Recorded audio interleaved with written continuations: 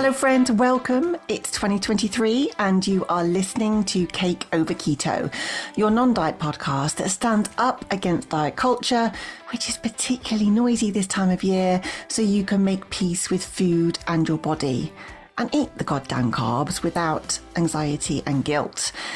If you struggle to stop thinking about eating, if you feel anxious or out of control around food and feel uncomfortable in your body, this is your safe space for the next 20 odd minutes, free from assumptions and judgment, whatever your body shape and size. I'm Mel Wakeman, registered nutritionist, intuitive eating practitioner, non-diet counsellor and lover of macaroni cheese. I specialise in disordered eating, recovering from chronic dieting, body dissatisfaction and eating disorder recovery, all through a weight-inclusive lens. And you can find me on social media as Mel Wakeman. I share lots more free, non-diet and healing content. So drop me a message if you've got a question or need to rant.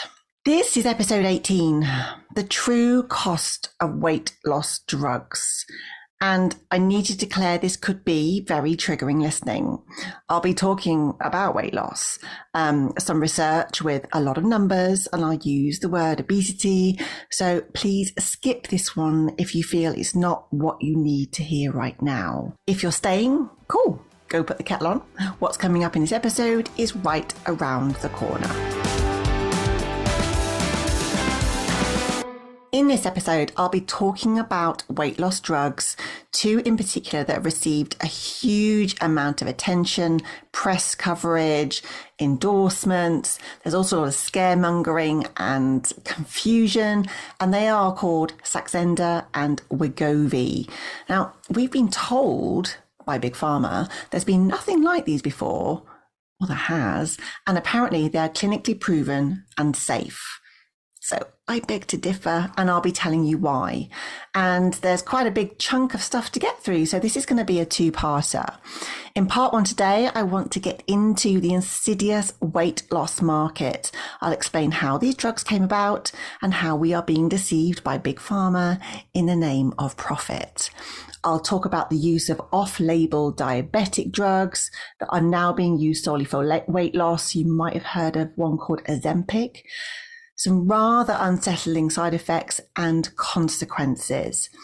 Now, there'll be no pick and mix at the end this time because the story is going to continue into the next episode.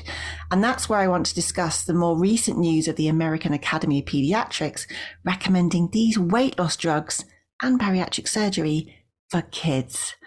I am beyond sad and scared to hear this, and God help us if this comes into force in the UK. But in the next episode, I'll be providing some tips on basically how you get to decide what's right for you. It's your body after all. You get to choose. So please know if you've taken weight loss drugs, if you're on them now or you're thinking about starting them, I totally respect you. There is no judgment from me. And I see how these messages are so targeting, they're damn convincing. And when only partial truths are told, it makes it really difficult to make an informed choice. And the stigma around living in a bigger body makes it fucking hard not to want to shrink your body. Now, this episode really kind of follows nicely on from episode 10, which is at the end of season 1. And that was about anti-fat bias and healthcare. And I called it, But My GP Keeps Telling Me to Lose Weight. That could be one to listen to. And there are two other episodes that I think also complement this one. There's episode 9, The Truth About Weight Loss Surgery, and episode 15, Diabetes, Intuitive Eating and Weight Inclusivity. So if you haven't listened to these yet, why not save them to your playlist? Right, let's cut a slice of cake and dig in. Saxenda and Wegovy are two weight loss drugs receiving mountains of attention right now. You may have heard of them, also known as the skinny pen, both developed by the Danish pharma company Novo Nordisk. Both are higher doses, more than double dose, of the approved and licensed diabetes drugs, Victoza and Ozempic, respectively, that are usually used and prescribed to help improve blood sugar regulation in folk with type 2 diabetes. These higher doses of Saxenda and Wegovy are being prescribed and given solely for weight loss, care of a really simple injectable pen. So basically you stab yourself in the stomach and, a bit like a magic bullet, I guess, all of your dreams come true. Or do they? So we're going to look at this. And first, I want to explain what these drugs do. Hold on tight. The drug Saxenda is what's called a glucagon-like peptide 1 or GLP-1 analog. Now, GLP-1 is a hormone that's naturally present in our body. It was discovered back in 1987, and it's usually made in our lower gut that, amongst other things, helps to regulate our hunger and insulin levels. Now, Saxenda's active ingredient of the GLP-1 is called liraglutide. And what liraglutide does is it mimics the body's own GLP-1, and it works in 3 ways. So 1, it increases the amount of insulin made by our pancreatic beta cells. It turns them up, which can help the body to lower the level of sugar in the blood. Number 2, it slows down the release of food from the stomach into the intestines, which has the effect of kind of increasing feelings of fullness after eating. It basically reduces hunger and appetite, as well as, because of things slowing down, reducing the rate of sugars being released into the blood. Number 3, it reduces the amount of the hormone glucagon. This is basically works in the opposite way to insulin. It's also made by the pancreas, usually in between meals when our blood sugar levels dip. And so glucagon makes your liver release sugars back into the bloodstream. So the idea is reducing glucagon could help to reduce the levels of sugar in your blood. Still with me? Liraglutide in its lower dose form is sold under the trade name Victoza. And yeah, it's primarily prescribed for folk with type 2 diabetes to help improve their blood glucose regulation via primarily the insulin effect. Reduced appetite was often reported with Victoza, and so was weight loss. No surprise there, really. Interestingly, Novo Nordisk also make Victoza as well as Saxenda. So I'm assuming a little modification of Victoza led to Saxenda being born, with the weight loss effect being much more pronounced with the higher doses used. It's the same with the diabetic drug Ozempic and the weight loss drug Wegovy. They both mimic GLP-1 again, but this time the active ingredient is not liraglutide, it's something called semaglutide. This does exactly the same thing as liraglutide, but with a longer duration of action in the body and a greater number of side effects. As with Victoza, weight loss was reported with Ozempic, which, according to the fat-phobic European Medicines Agency, is considered beneficial in patients with diabetes. So yeah, there's some weight stigma going on there. Absolutely, I'm going to come back to that. But the weight loss market, it is massive. It's bigger than the diabetic one. That's where pharma is going. Hence, Wegovy was born. Ozempic was licensed back in 2017, and it's still only licensed for diabetes treatment because the studies have shown it has not been proven to be effective in clinical trials for weight loss. But with market demands, it didn't take long for Wegovy to be developed and approved for weight loss. And in September 2021, that happened here in the UK. It appeared in our NICE guidelines in February 2022, and at the moment we can't get it on prescription under the NHS here. That in itself is creating problems that I'll come back to shortly, but it's expected some time to arrive here early this year in 2023. The world has gone crazy for Wegovy. It was one hell of a all-guns firing marketing campaign. I think as weekly injections, which are with Wegovy rather than daily injections with Saxenda, combined with greater weight losses and claims for reduced cravings and sustained weight loss were shouted from the rooftops for the purpose of making even more billions, improving global health. And the really disturbing thing is, I don't know, Novo Nordisk believe, or at least they're trying to convince us they care, by tackling weight stigma. So their reasoning for coming up with Wegovy is based on their massive organization viewing fatness as a disease. And so therefore they say fat folk need help. So making these drugs is to help folk. We need to treat them. Please. Obesity is a disease is a fat phobic as fuck statement.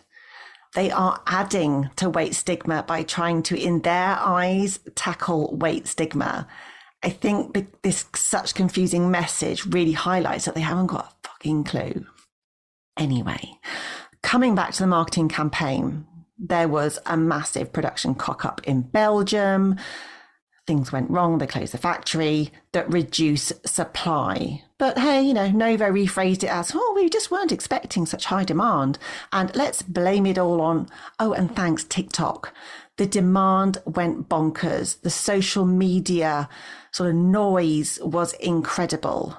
And I guess really nothing creates demand like an inadequate supply.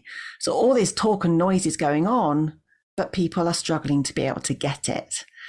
And I'm sure if you scoured the land for flour and loo roll during the pandemic, you will attest to this effect. So yeah, social media, high profile celebrities and influencers have also been blamed for demand soaring. Nothing to do with the claims that they're making and how they're manipulating the market. So sure, an influencer sharing before and after shots, and even Elon Musk giving a free endorsement, or maybe it wasn't free, is not helpful. But it happens. But it's led to the consumer, not the producer, being blamed yet again. Like, it's our fault we get fat. It's our fault that we have no willpower. Oh, but hey, look, here's a solution. Come, we'll help you. So what's happening now is the diabetic drugs like Ozempic, and another one is called Trulicity that I'll come back to. They are now being prescribed for weight loss because no one can get hold of Wegovy. This sort of prescribing is called off-label prescribing. In other words, it's being prescribed for different reasons it was originally licensed for. Now, this happens, we see this a lot with pediatric medicines. We've got medicines licensed for adults being given to children, but the reason they are off license here or off label here is because they are being offered at a higher dose than the original license approved. A license is essential to take a drug to market. It requires a drug company to prove the drug works for the illness or condition to be treated and is safe. Now, I'm not a pharmacology expert, nor am I a drug dealer. But if you are, can you answer me this? How do we really know an off-label drug is safe? It sounds like some is good, so more is better way of thinking. And that makes me feel very uncomfortable. If you're prescribed an off-license drug or off-label drug, your prescriber should have read all the information from the medical publications supporting its use. They've scoured the research, they've done their homework, they may take advice from other experts too. So it's their decision to determine if prescribing that medication is appropriate and in your best interests. But if they're reading the research provided by Novo and speaking to experts who get paid by Novo, isn't the information always going to promote its use? If there's any conscious or unconscious anti-fat bias existing, the cynical part of me is doubtful that they're really going to get a critically kind of evaluated, reviewed view. I mean, I've read the papers and there are more holes in them than lumps of Swiss cheese. Novo are pushing so hard into the weight loss market, it is insidious. And the fallout from having to prescribe the diabetic drugs off-label for weight loss has resulted in massive shortages of them, meaning folk who have type 2 diabetes can't get their medication their health depends on. Now, when supply and demand goes all wonky and folk get desperate or just curious about all the hype and noise, people start becoming resourceful. They start turning to online sources. They may even travel to other countries to get it. And what this means is that they are going to be accessing and usually purchasing at extortionate costs prescription medication for purposes they are not intended to be used for, without professional support, and that's dangerous. They have no way of verifying what they are buying or taking. Who is going to ensure the drugs work safely in combination with other medications they may well be taking? Because with weight loss drugs, there's a long list of contraindications. This massive demand is alarmingly telling pharma they need to make more. And the fight has already begun. Eli Lilly and Company, which is one of two of Novo's main competitors, has already superseded their type 2 diabetic drug called Trulicity. And Eli Lilly and Company have made a drug called tirzepatide, trade name is Mounjaro, which is trending with over 250 million hashtags on TikTok. Now, this is showing even greater weight losses than Wegovy. It's so messed up. But this focus isn't on human beings. It's on revenue and profit, whatever the cost to human suffering and life. I think now is a good time to point out how triggering all this weight loss hype and talk is. I hope you're okay listening to this. Take a break if you need to, especially for folk who have a tricky relationship with food or their body.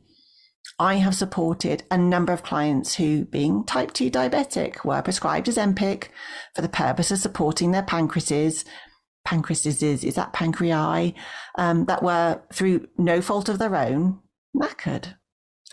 The idea being that giving the pancreas a boost helps reduce the long-term risks by helping to lower the blood sugar levels. And I also want to add, it is absolutely possible to have a weight-inclusive approach, practice intuitive eating, and follow a non-diet path on these diabetic drugs. It's not a walk in the park. It takes work, but it can work. So even though you might perhaps just be looking for help with your diabetes, you're getting typically a side dish of, but you can lose weight too, and it's safe, and it's clinically proven. And that it doesn't come with serious side effects. Now that kind of sounds kind of miraculous. Well, holy shit, clinically proven, safe, no serious side effects. Let me share the stuff between the lines that they're not making any effort to tell you. It's not unusual for a drug company to run their own clinical drug trials. Novo Nordisk planned and funded the research and did the statistical analysis and helped write the papers to get Wegovy and Saxenda licensed. If your alarm bells are ringing, it's probably right. You might want to listen to them. I have put a link to the research papers in the show notes for both of these drugs if you want to see for yourself. So there are a number of red flags. There are 23 authors across both studies and papers, but only 2 didn't declare a conflict of interest with Novo. So 21 of them had or have multiple conflicts of interest in the form of a financially beneficial relationship. So we're talking thousands to then tens of thousands of dollars being paid to these experts by Novo Nordisk. And this is financial persuasion that can absolutely influence how data is reported. It can absolutely be manipulated. They can decide what they want to share and what they don't, that favors the industry, not the consumer. And don't forget, Novo have a responsibility towards their shareholders that will mean greater priority is given to the industry rather than the customer or consumer. I want to take you through these studies. The Saxenda study had 3,731 participants. 2,487 were allocated randomly to take Saxenda daily for 56 weeks, which meant that 1,244 took a placebo. The Wegovy trial had 1,961 participants. 1,306 took Wegovy weekly for 68 weeks, and 655 took a placebo jab. So the later trial, the Wegovy trial, was much smaller than the Saxenda trial. No explanation provided. And I found it kind of worrying and curious as to why the placebo groups were half the size of the drug groups. I don't know. But that's not all. Whilst the participants were taking these drugs, in terms of the drug groups, they were also dieting.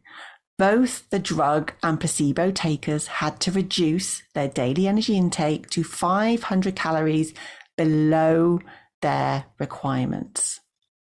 They also had to do at least 150 minutes of exercise every week. This is all kind of standard diety stuff. And have monthly individual counselling sessions.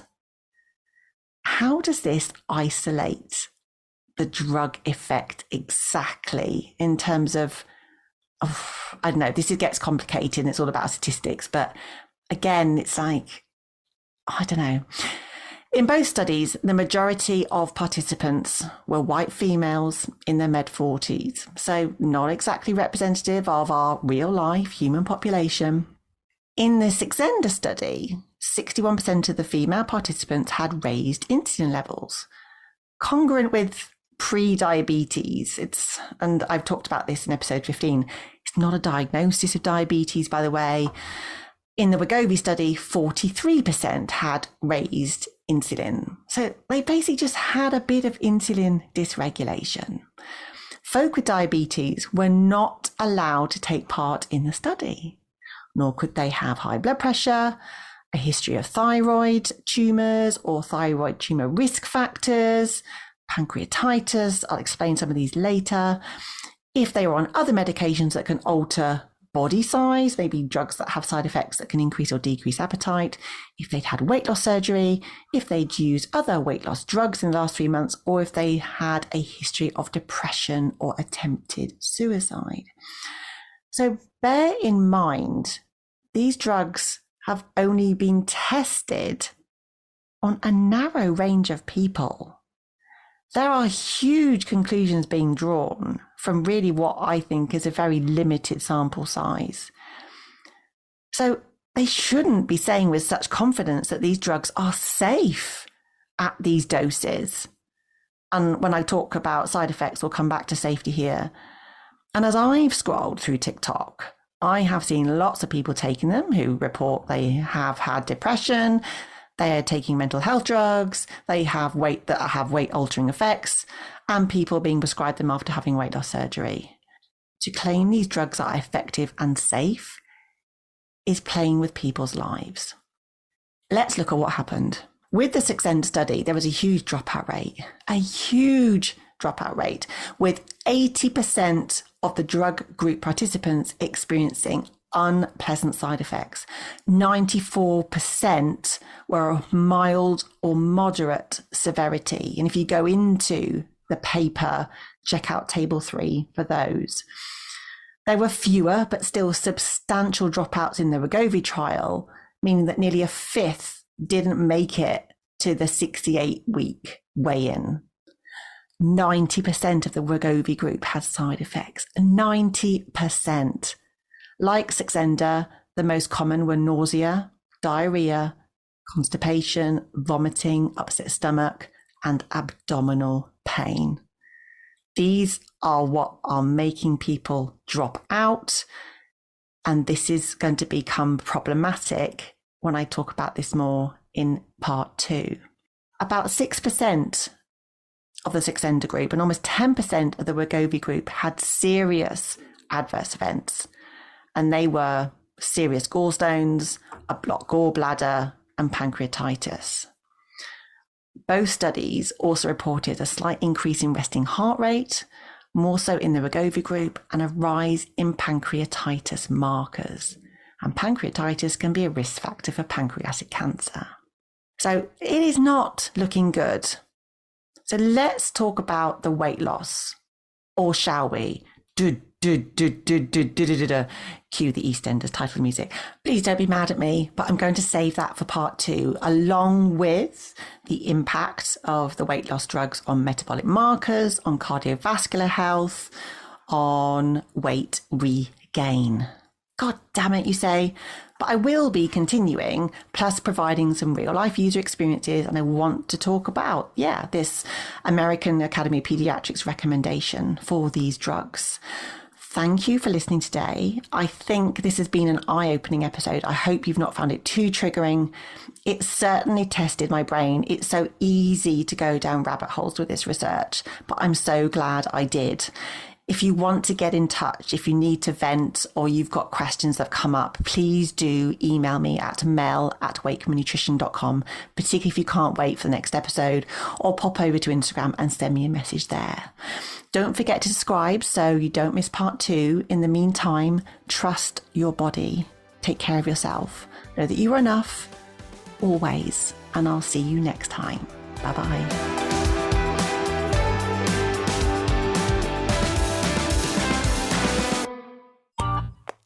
This has been a Monkey Pants Productions podcast.